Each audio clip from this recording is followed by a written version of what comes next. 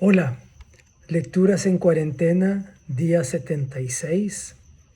Quisiera compartir con ustedes hoy a un escritor mexicano que yo he tenido la suerte de descubrir hace poco, que se llama Emiliano Monge. Es de una generación mucho más joven de los mexicanos que tenemos la costumbre de oír y de leer.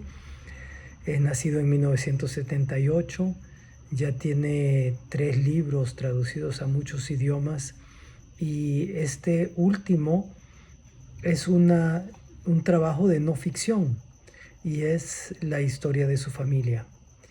Es una historia sobre la necesidad de escapar de los demás y de uno mismo, sobre el abandono, sobre el amor y los machismos, sobre aquello que se dice, aquello que se insinúa y aquello que se calla, sobre la mentira y las diferentes violencias que enfrentamos. El libro se llama No contar todo y este es un fragmento. Rasputín, monje maldito. Con este titular, acompañado por el retrato de mi abuelo en primera plana, abrió su edición el primer periódico de nota roja de la ciudad de Culiacán, Sinaloa, el 13 de marzo de 1962. 4 años apenas, unos días después de que el último de sus hijos cumpliera los 7 años, mi abuelo se había levantado de madrugada, se había bañado con agua helada, había desayunado los restos de la cena anterior, sin encender ninguna luz de la casa, le gustaba recordar a mi abuela, y se había marchado convencido de que lo hacía para siempre. 1 hora más tarde, con el sol todavía escondido tras la Sierra Madre, Carlos Monge Mackey llegaría a la cantera que por entonces regenteaba y que pertenecía al hermano de su esposa, es decir, de mi abuela Dolores Sánchez Celis. Allí estacionaría su camioneta, se bajaría empuñando una linterna, comprobaría que no hubiera nadie más en aquel sitio y dirigiría sus pasos hacia su minúscula oficina, donde lo esperaba el cuerpo del hombre que la tarde anterior había comprado. Con el cadáver echado sobre un hombro, cargándolo más como un tablón que como un bulto, Carlos Monge Mackey, quien dejaría muy pronto de usar su primer apellido, quedándose tan solo con el que heredara de su madre, volvería sin prisa hasta su vieja camioneta.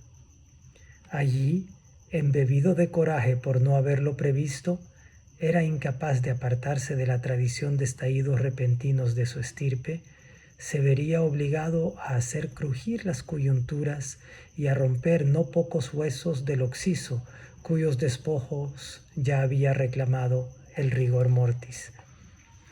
Quizás porque a mí, que lucho contra el ángel vengador que el apellido me impusiera intentando negarle a cada acto, cada instante que comparto y cada sentimiento que demuestro ante los otros, la seriedad que ellos erigen como templos, me habría sucedido.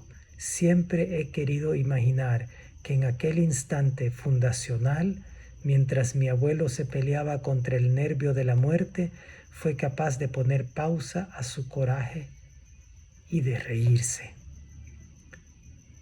Reírse de sí mismo, forzando, por ejemplo, una comparación en la que otro forzaría una consecuencia, que Carlos Monge Mackey, a punto de convertirse en otro hombre, destrozando las rodillas de un muerto cuya muerte será siempre un enigma, sonrió evocando a su propio abuelo. Aquel carnicero que a finales del siglo XIX abandonó Irlanda y la familia que allí tenía para marcharse a California, o para cambiar el escenario de sus días. ¿Cómo explicar sino que varias semanas después desembarcara en Sinaloa y se quedara a vivir en aquel sitio para él hasta ese día inexistente? Peor aún, ni siquiera imaginado. Pero aunque Carlos Monge Mackey terminaría siendo un hombre de reírse a carcajadas y de hacer también reír a otros hasta el borde del desmayo, según me contarían sus compañeros del asilo en donde yo mismo habría de recoger las cosas que él atesoraba, o sea, un frasco lleno de canicas, los retratos de media docena de mujeres, 2 mazos de tarot, un cartucho de dinamita, una bolsita llena de cenizas, un puñado de credenciales expedidas a nombres diferentes, los remedos de las 3 libretas incompletas que querrían haber sido un diario, una pelota de béisbol firmada por varios jugadores de los Astros de Houston, una caperuza de cuero diminuta, los zapatos que mi abuela calzó el día que se casaron y un frasquito lleno de piedras biliares. Carlos Monge Maquis aún no lo era. Así que no consigo imaginar a mi abuelo riendo al empotrar un muerto en el que había sido su asiento, porque a pesar de que estaba emocionado, Carlos Monge Maquis se mantenía circunspecto mientras colocaba las manos del occiso en el volante. Los años de actuación habían sido demasiados y todavía llevaba puesta la máscara elegíaca que los hombres rotos al nacer siempre utilizan. Y es esta misma máscara la que permitirá que mi abuelo saque su pistola, la enfunde en el cadáver, quite el freno y deje que su vehículo descienda la pendiente de tierra seca, dura y pedregosa hasta empotrarse en el precario polvorín de la cantera. Instantes después, con la indolencia de los hombres que conocen el temperamento de la pólvora, con la alegría contenida de los seres que se convencen de estar dándole la vuelta a su destino, Carlos Monge Maquis caminará hasta el lugar del accidente, colocará una carga de explosivos en su vehículo y desenrollará el carrete de la mecha, alejándose de nuevo y esta vez quizá sonriendo. Estaba a punto de estallar el hombre que había sido por designio, por herencia, porque sí. Guarecido detrás de un enorme bloque de granito, mi abuelo deja el carrete un momento, mete la mano, aquella que no carga la linterna, en su bolsillo, saca un minúsculo paquete, enciende el cerillo que crepita entre sus dedos, lo acerca a la punta de la mecha, ve correr la chispa casi viva sobre el suelo y contempla la explosión como contempla el mar quien por primera vez lo tiene enfrente. Tras el fuerte estallido, que sin embargo no escucha a nadie más, pues la cantera está a medio camino de llegar a ningún sitio, mi abuelo observará el ascenso de las llamas un buen rato y verá después cómo las sombras se retiran de la tierra, dejándole lugar a la mañana. No habrá de irse hasta pasadas un par de horas.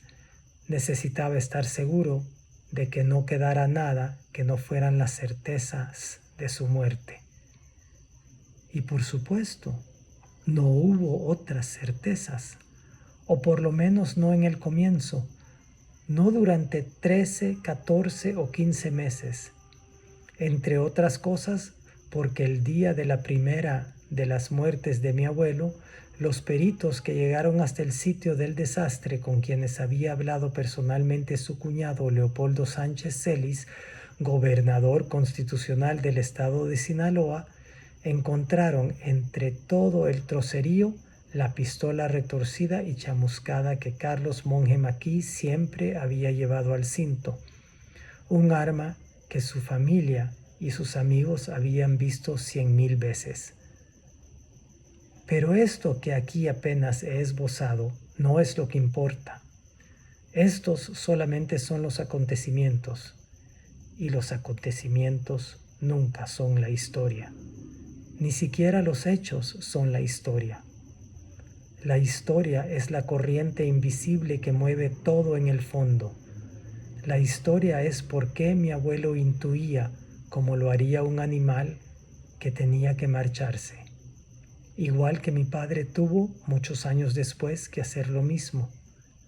Y como yo hice, llegado el momento. Aquí la historia, escondida en los sucesos y eventos que la envuelven, como envuelve el corazón de una cebolla cada una de sus capas, es una impresión, el esbozo de un latido, un presentimiento, en el sentido estricto del término. el mismo presentimiento que sin ser nunca por nadie referido, sin ser jamás nombrado en voz alta, pasa de un miembro a otro miembro de una misma estirpe, una estirpe que en este caso es la mía. Sé que al escribir sobre este presentimiento, les impongo a todos aquellos que comparten conmigo un lazo familiar, voluntario o involuntario, mucho más que un malestar. Ellos podrán preguntarme, ¿quién eres tú para hacer esto? Para apropiarte de nuestros viejos, a nuestros padres, nuestros hermanos, nuestros hijos. Yo mismo lo pensé durante años. Esta no es mi historia.